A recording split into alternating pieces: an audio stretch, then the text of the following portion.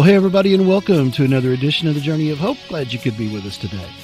The Journey of Hope is a podcast that's especially designed to address the issues that men and women face after incarceration.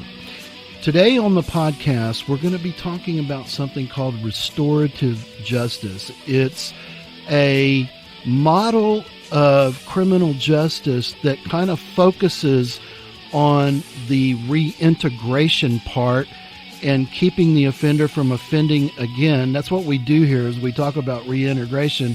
So we're going to be talking about that right after this. I'm Rodney Mathers, and you're on the Journey of Hope.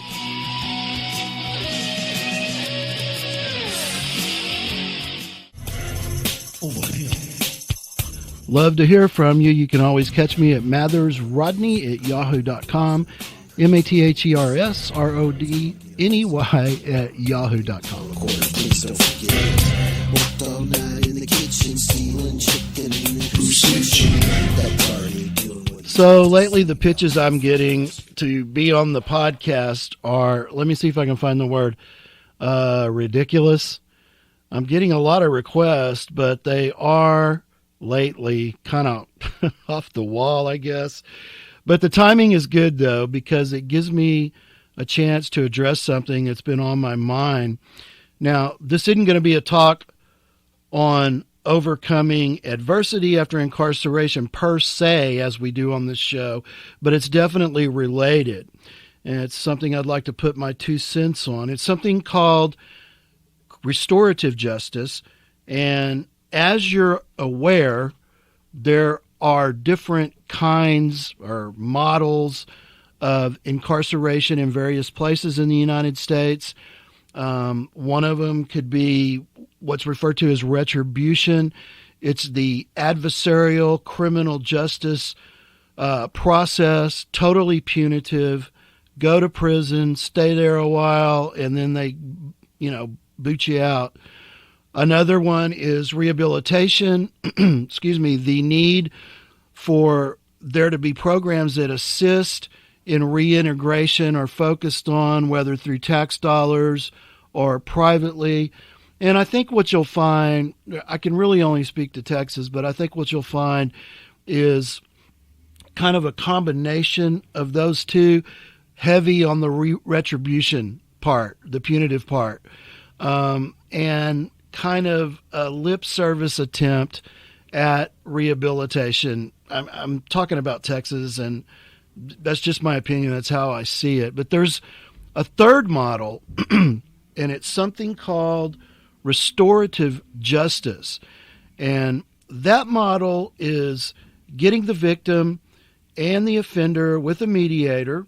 And in the 70s in Canada, they started doing this, and it picked up steam apparently in the 80s and 90s in the United States. And this philosophy is being used around the world right now. And it's a theory that emphasizes repairing the harm caused by criminal behavior.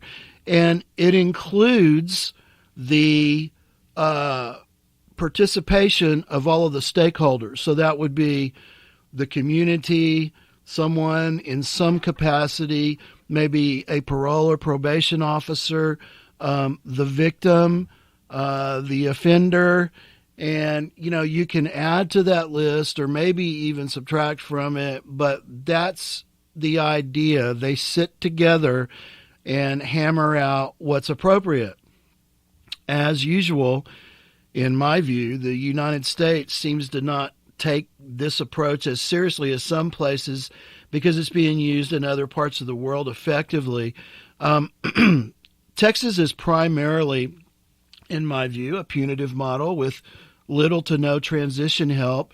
And although there has been a token attempt at this, it's not really available to many inmates in the Texas Department of Criminal Justice. Now, this is just my observation. I could certainly be wrong, but this is what I've seen. Now, in order for this to work, there has to be remorse from the offender and an acceptance of responsibility. There are various procedures that jurisdictions take to identify eligibility and supervision. It could be part of a probation or parole. Nice if it was a part. Or it could be something separate.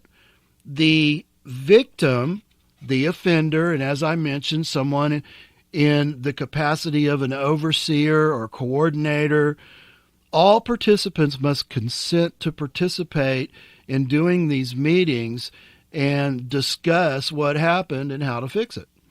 It sounds good. It would help keep prison population and county jail numbers lower. Victim offender mediation, where the victim participates in the actual reintegration process. There are a range of possibilities that are really endless. And it's obvious that this sort of thing can't be available to everyone. Some victims may not want to participate. Some offenders may be past the ability to present any kind of redeemable social value. But this, in my view, would work in a lot of situations, but someone who has multiple violent offenses probably shouldn't be someone that's considered for this kind of help. This looks at face value like a great alternative to throwing people in prison for years at a time, and I'd like to see it expand. Employers, counselors, probation, parole officers, in addition to the victim, and they could all be part of this team that looks to help the offender become a productive part of society. There are some problems, though, and they may jump out to you almost immediately. The first one that I see is the punitive nature of prison is effective in some cases. I mean, it was for me. I certainly don't want to do anything that's going to put me back in that hell. But maybe the answer is some sort of combination of incarceration and the restorative justice. And I think this is probably the answer. But still, there are even more issues. As far as bringing some sort of closure to the victim, I doubt that's possible. Some victims are traumatized to a point of permanent damage. And, I don't think that any kind of program like this is going to help them. And I think that if the victim is in that state, then the offender probably shouldn't qualify for this type of program. Another thing is, how do you define a victim? You have the person that was, a crime was perpetrated upon, but there's this domino effect of people affected by a crime. And it's something that can't really have boundaries. A husband, a wife, a daughter, a son, a best friend, all of these people, if there was a crime perpetrated upon someone in the family, would be affected by it. So are each of those people considered victims or not? Another thing is, people don't always share the same moral standards, religious beliefs, or cultural customs.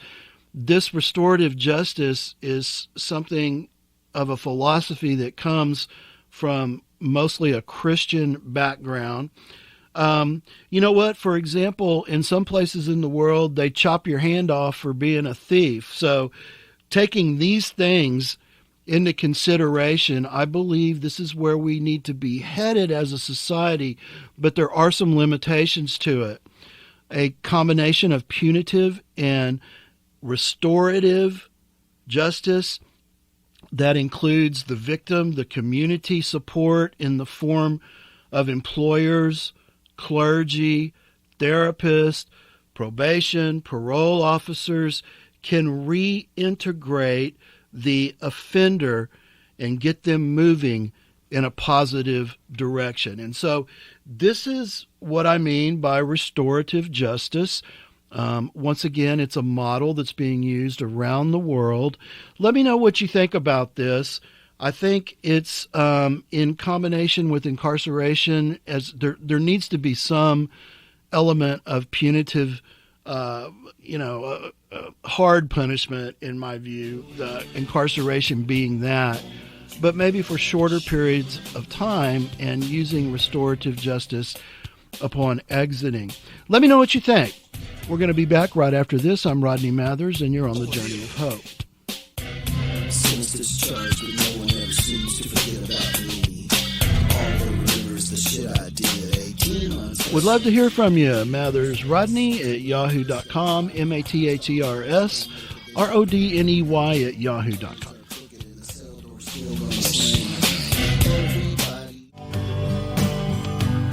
Thanks for joining me on my little discussion and soapbox of restorative justice.